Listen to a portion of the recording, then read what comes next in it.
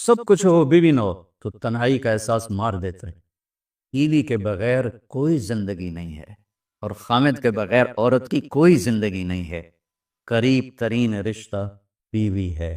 جو سسرال میں زیادتی ہو رہی ہے، میں اس کے ازالہ کی کوشش کر رہا۔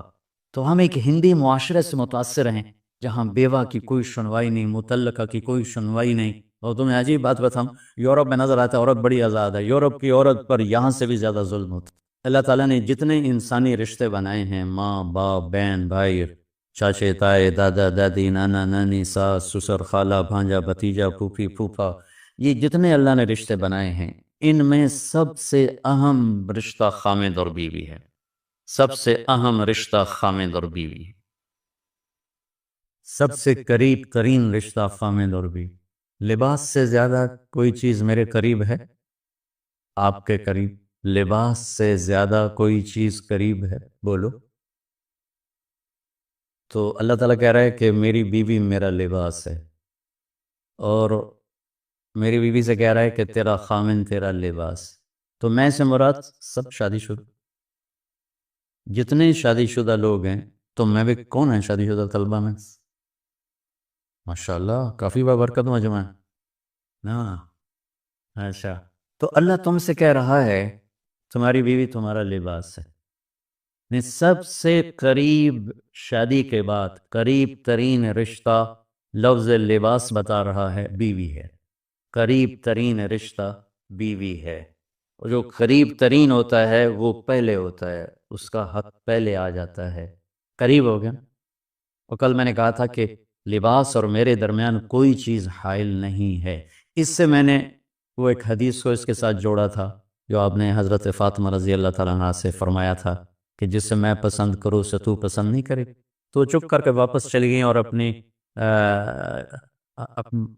اور بیگمات رسول سے فرمایا کہ بھائی آپ جانو اور آپ کا مسئلہ، میں اب اس میں نہیں پڑتی۔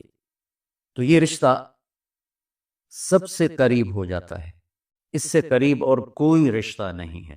جب یہ سب سے زیادہ قریب ہے تو اس کے حقوق بھی سب سے پہلے ہوں، اس کا حق بھی سب سے پہلے ہو، اس کا خیال بھی سب سے پہلے ہو۔ ہمارا جوائنٹ فیملی سسٹم ہے۔ میں کوئی بچیوں کو ساس سسر کے خلاف نہیں پڑھا رہا۔ جو سسرال میں زیادتی ہو رہی ہے میں اس کے ازالہ کی کوشش کر رہا ہوں۔ آنے والی بچی اپنے ماں باپ کو چھوڑ کر آئی ہے، اب وہ اپنے خامد کے ماں باپ کو اپنا ماں باپ بنا لے تو اس کی سعادت ہے، اور بچے کے ماں باپ نے اپنی بیٹیوں کو آگے روانہ کر دیا ہے، وہ اس آنے والی بہو کو اپنی بیٹی بنا لیں تو کتنا خوبصورت ہو جائے گا یہ نظام۔ لیکن تربیت بھی نہیں ہے اور سیرت بھی سامنے نہیں ہے۔ مجھے حدیث یاد آ گئی، میرے نبی نے فرمایا یہ جو میرے انصار مدینہ ہیں، سنو بڑی عجیب حدیث ہے، یہ جو میرے انصار مدینہ ہیں یہ اتنے اچھے ہیں، ان کے گھر کسی کی بیٹی جب شادی ہو کے آتی ہے تو اسے یہ احساس ہی نہیں ہوتا میں سسرال میں ہوں یا ماں باپ کے پاس۔ یہ میں چاہتا، یہ میری تشریح میں کوئی کمی زیادتی ہو جاتی ہوگی، کوئی سائٹ زیادہ بیان ہو جاتی ہے، کوئی کم ہو جاتی ہے، لیکن میں یہ چاہتا ہوں۔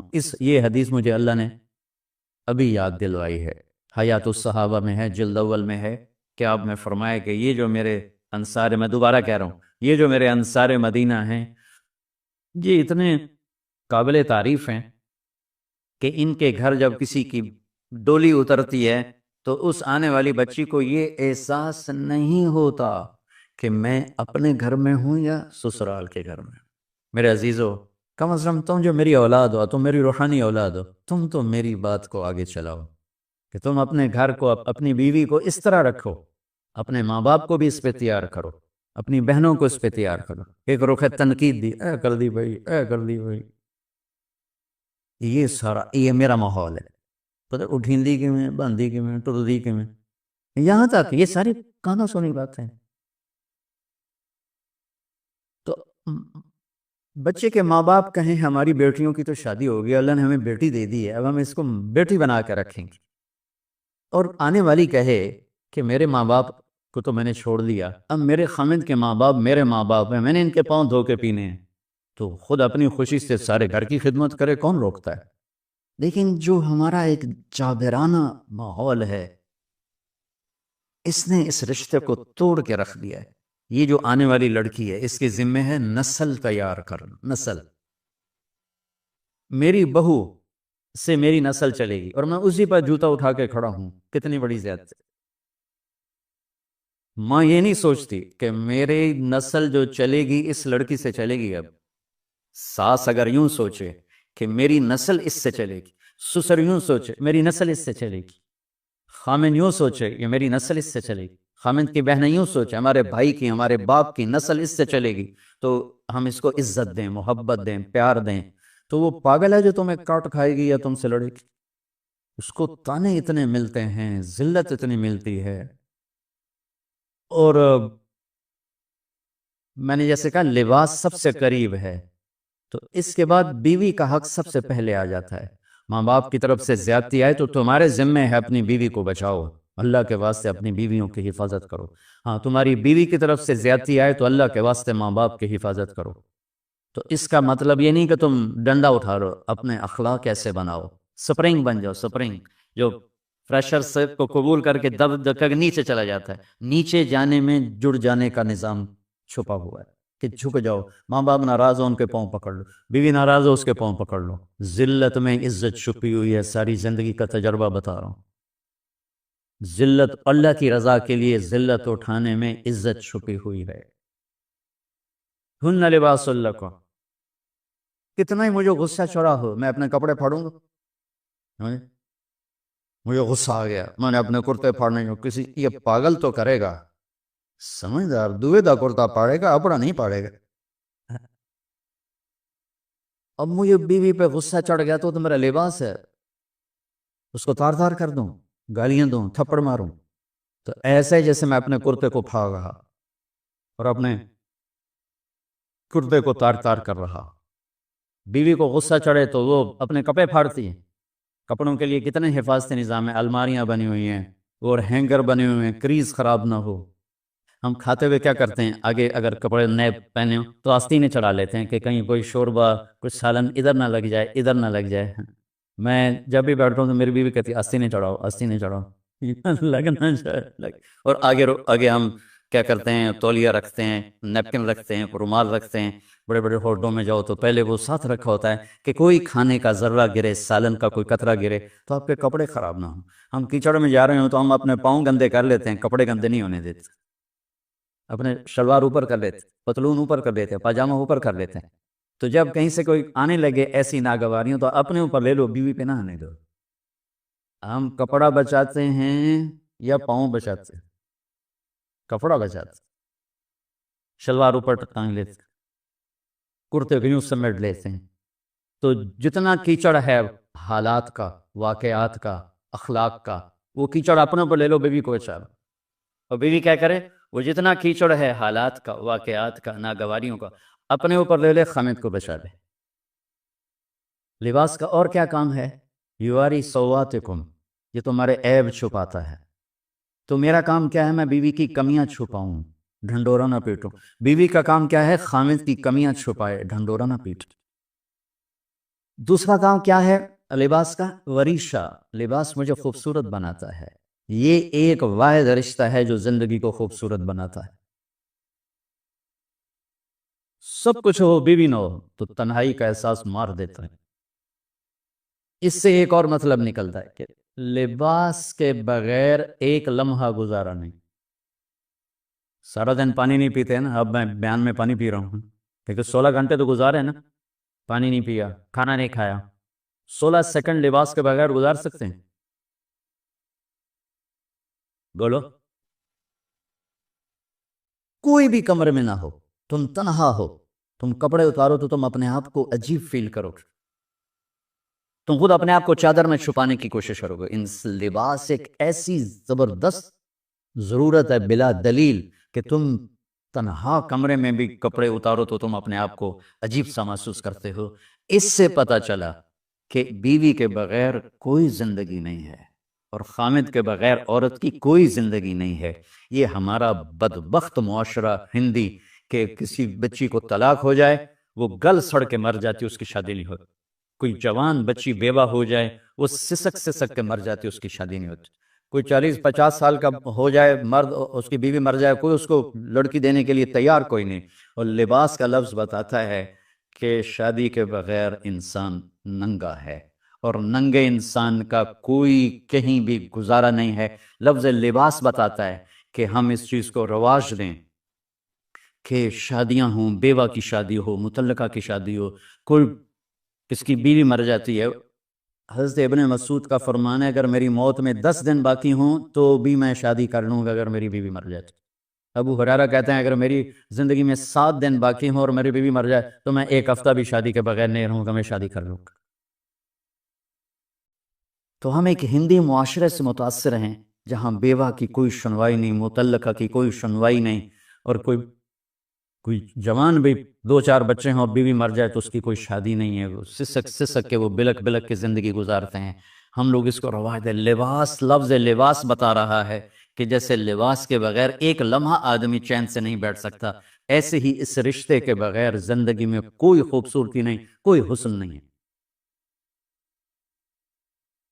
ہن لباس لکم وانتم لباس لہن. تو لباس کیا کرتا ہے؟ زیب و زینت. لباس کیا کرتا ہے؟ عیب چھپاتا ہے. لباس کیا کرتا ہے؟ خوبصورت بناتا ہے. تو اس رشتے کو خوبصورت بنانا ہے. بیوی خامند کے لیے، خامند بیوی کے لیے. کس طرح یہ رشتہ خوبصورت بنے گا؟ اچھے اخلاق کے ساتھ.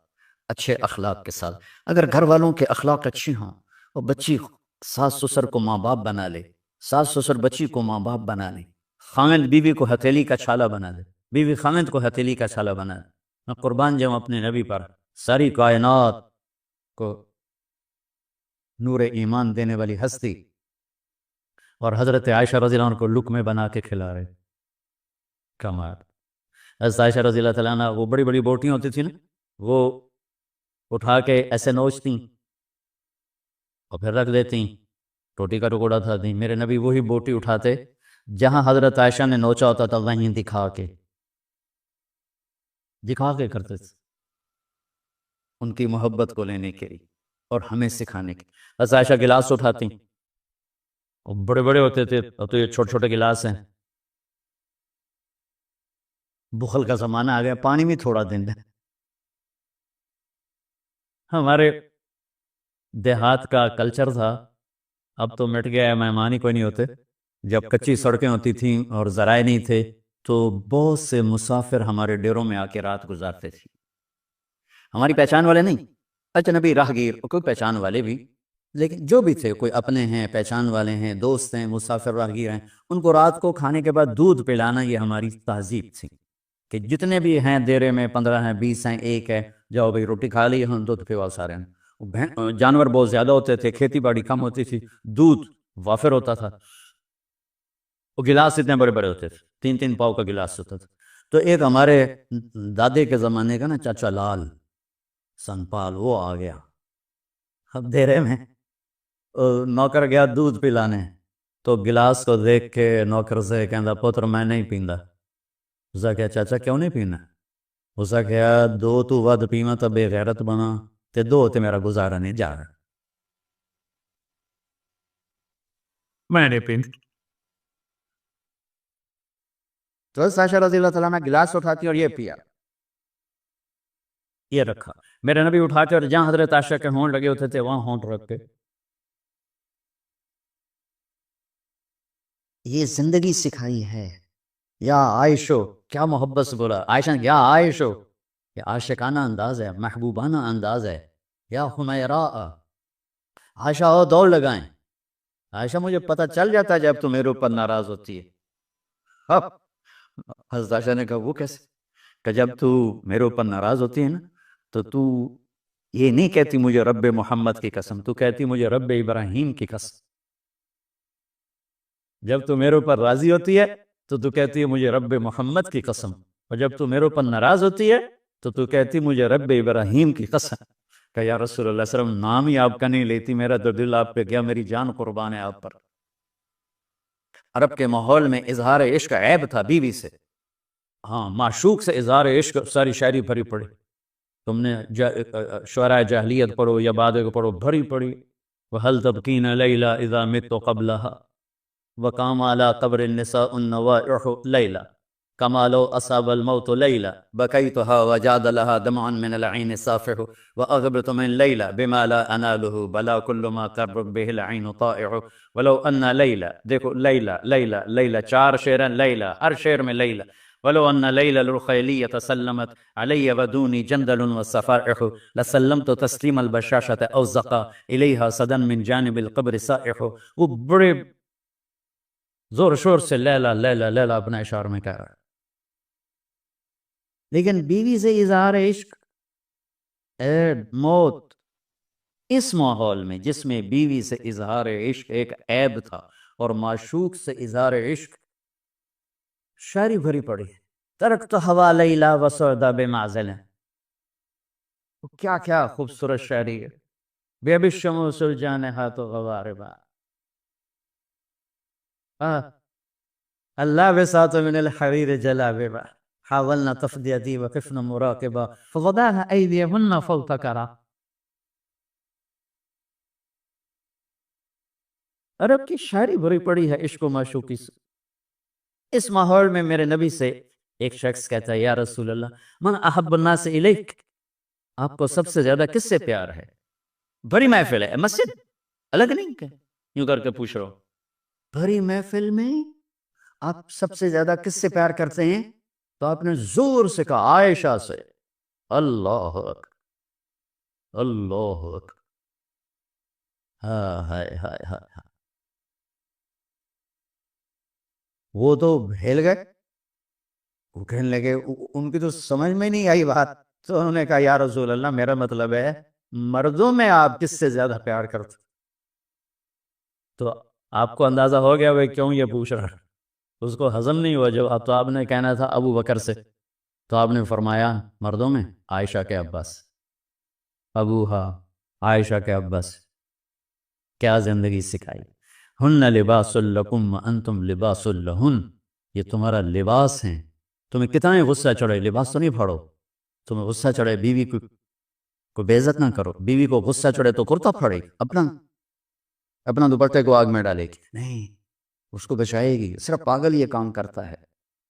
اسی ایک لفظ لباس کے اندر زندگی گزارنے کا پورا طریقہ موجود ہے، اور اسی کے اندر بیواؤں کی مطلقہ کی رنڈوے کی شادی کا اشارہ خوبصورت موجود ہے کہ لباس کے بغیر تو ایک لمحہ انسان نہیں گزار سکتا. اس کو رواج دینا یہ ہمارے ذمے ہے، اور اپنے نبی کی معاشرت کو بتانا یہ ہمارے ذمے ہے. تو ان مسائل میں پڑ گئے جن کا نہ جنت سے تعلق ہے نہ جہنم سے تعلق ہے. الٹا وہ مسائل جس میں زیادہ اختلاف ہے اس میں زیادہ بولنا، زیادہ تقریریں کرنا، اس چیز نے ہمیں اپنی منزل سے بہت دور کر دیا. ہم کھو گئے ہیں، کہیں اور چلے گئے.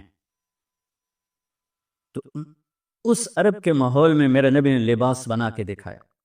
صفیہ رضی اللہ تعالیٰ عنہ چھوٹے قد کی تھی، اونٹ پہ سواری کے لیے وہ خود نہیں کر سکتی تھی. آپ نے اپنا گھٹنا آگے کر دیا. صفیہ نے آپ کے گھٹنے پر پاؤں رکھا اور اس کو زینہ بنا کے آپ نے ان کو اوپر چڑھایا، زینہ بنا کے. جہاد کے سفر سے واپسی ہو رہی ہے. سب صحابہ سے کہا آگے نکل جاؤ. سب آگے نکل گئے، اتنا نکلے کہ غائب ہو گئے، نظر نہیں آ رہے. تو آپ نے کہا عائشہ دوڑ لگائیں. اللہ، عائشہ دوڑ لگائیں. لگائیں. تو حضرت عائشہ فرماتی ہیں میں نے دوڑ لگائی، میں آگے نکل گئی، آپ پیچھے رہ گئے. کچھ سال گزر گئے، جہاد کے سفر سے واپسی ہو رہی. آپ نے کہا عائشہ دوڑ لگائیں. میں نے کہا جی لگائیں. جاؤ بھائی آگے چلے جاؤ. سب آگے چلے گئے، غائب ہو گئے. تو کہنے لگے میں نے دوڑ لگائی، میں موٹی ہو گئی تھی، میں پیچھے رہ گئی، آپ آگے نکل گئے. تو آپ نے کہا حاضی بتلک، اب ہمارا تیرا حساب برابر ہو گیا. اب بچوں زندگی تو پڑھو کہ تمہارے نبی نے کیا خوبصورت زندگی گزاری ہے.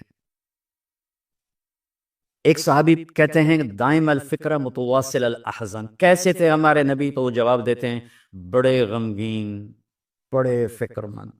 ٹھیک ہو؟ یہی سوال ایک شخص حضرت عائشہ سے کرتا ہے کیسے تھے ہمارے نبی؟ کہتی ہیں کانا ضحاکن بسامن، بڑے ہنسنے والے، بڑے مسکرانے والے. ایک کہہ رہا ہے بڑے غمگین، بڑے فکر والے. ایک کہہ رہی ہیں بڑے ہنسنے والے، بڑے مسکرانے والے. یہ فرق کیوں ہے؟ ایک نے دیکھا ہے مسجد کے ماحول میں، وہاں نبوت کی ذمہ داری مقدم ہے، اور اس کا احساس آپ کو آپ پر وزن ڈال رہا ہے۔ اما عائشہ نے دیکھا مسکراتا ہنستا، کہاں؟ گھر میں، گھر میں آپ مسکرانے والے ہیں، آپ ہنسنے والے ہیں، اور نبوت کی ذمہ داری ہے، درد بھی ہے، لیکن اس کو اندر چھپا لیا ہے۔ اب بیگم کو ہنس کے دکھا رہے ہیں، خوش ہو کے دکھا رہے ہیں، اور ان کے ساتھ لاڈ کر رہے ہیں، ان کے ساتھ پیار کر رہے ہیں۔ وہ جو حدیث ام ذرا ہے شمائل ترمذی کی، کتنی لمبی چوڑی وہ لایانی کہانی ہے، اور آپ نے بیٹھ کے ساری سنی۔ آج کا تو کوئی بزرگ ہو تو کہتا ہو تو کیا لایانی شروع کر دی، اتنی دیر میں تو ذکر ہو سکتا تھا۔ بیوی کے ساتھ لایانی بھی عبادت، وہ لایانی تو ہوتے ہی نہیں ہے بیوی کے ساتھ۔ جہاد کا سفر ہے، جہاد کا، اور سفر کے لیے تیاری کا اعلان اور کوچ کا اعلان۔ حضرت عائشہ اونٹنی پہ بیٹھی، گلے میں دیکھا ہار کوئی نہیں، کہا یا رسول اللہ میں تو نہیں جاؤں کہ میرا ہار گم ہو گیا، میرا ہار پہلے ڈھونڈوائیں۔ سارے لشکر کو ہار پہ لگا دیا۔ آپ کہتے تیرا دماغ خراب، میں جہاز میں تیرے لاد اٹھاؤں اور تیرے ہار کے پیچھے میں سفر کینسل کروں؟ چلو چلو۔ آپ نے کہا چلو بھائی عائشہ کا ہار ڈھونڈو، سارے ہار ڈھونڈنے میں لگ گئے سارے۔ یہ میں کہاں سے کوئی میں فرضی قصے سے بیان کر رہا ہوں، گھڑ گھڑ کے بیان کر رہا ہوں، تمہیں اپنے حبیب کی سیرت سے اٹھا کے دے رہا ہو۔ کوئی آپ کسی سیر پہ نہیں نکلے تھے کہ کوئی بات نہیں سفر کینسل کرو، جہاد کا سفر ہے، اور آپ کہہ رہے ہیں عائشہ کا ہار ڈھونڈو۔ آپ دیکھ رہے تھے کہ آگے عورتوں کے ساتھ کتنے کتنے ظلم ہوں گے۔ تم کو بھی سنو ان کی چیخیں اور آہیں جو میں سنتا ہوں تمہارے کلیجے پھٹ جائیں کہ کس قدر ظلم ہے۔ اور تمہیں عجیب بات بتاؤں، یورپ میں نظر آتا ہے عورت بڑی آزاد ہے، یورپ کی عورت پر یہاں سے بھی زیادہ ظلم ہوتا، دیکھنے میں وہ آزاد نظر آتی، لیکن اوف اللہ اللہ۔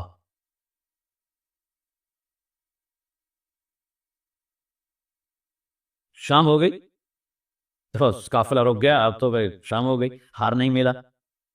مغرب عشاء کے لیے تو پانی موجود تھا، اب عشاء پڑھنے کے بعد پانی ختم، چونکہ خیال تھا اگلی منزل پانی ہے تو وہاں جا کے نماز پڑھیں گے، اب پانی کوئی نہیں ہے، اور سب نے ابو بکر صدیق رضی اللہ تعالیٰ عنہ کو تانے دینے شروع کیے، تیری بیٹی کی وجہ سے اب فجر کی نماز کا کیا بنے گا، اب تو پانی کوئی نہیں، وہ وضو کیسے کرے گے؟ تیمم کی آیت ابھی آئی نہیں ہے۔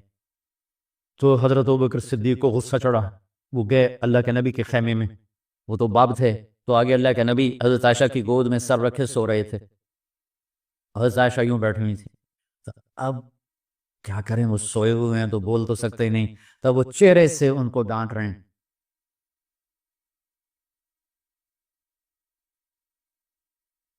اور آگے بڑھ کے انگلی یہاں مارے یوں، وہ کہتے میں ایسے ہو گئی تاکہ انگلی کے درد سے میں یوں نہ ہوں کہیں اللہ کے نبی جاگ نہ پڑے، تو ٹک ٹک ٹک ٹک،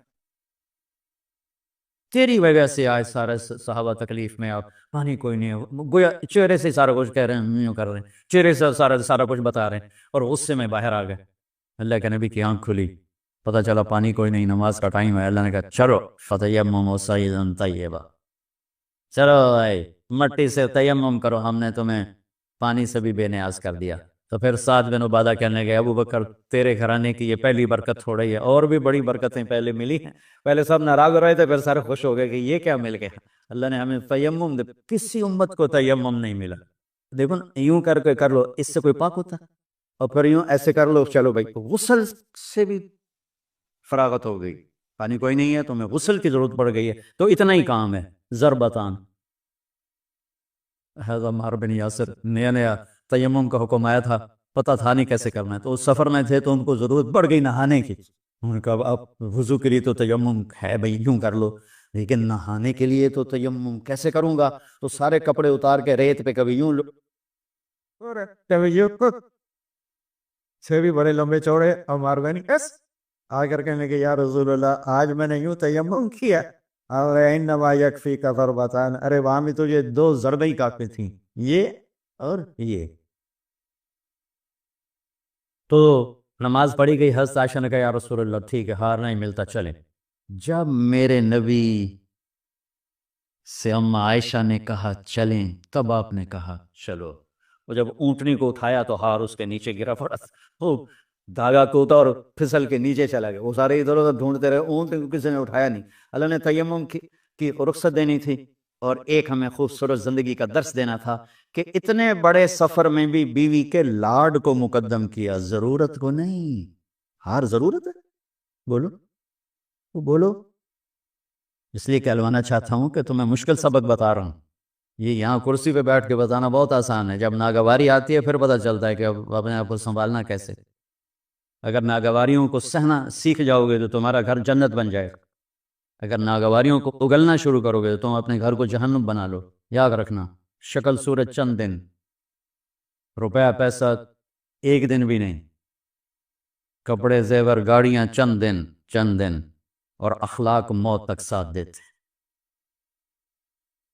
اخلاق کا حسن کبھی باندھ نہیں پڑتا، اخلاق کے حسن و جمال کو کسی میک اپ کی ضرورت کوئی۔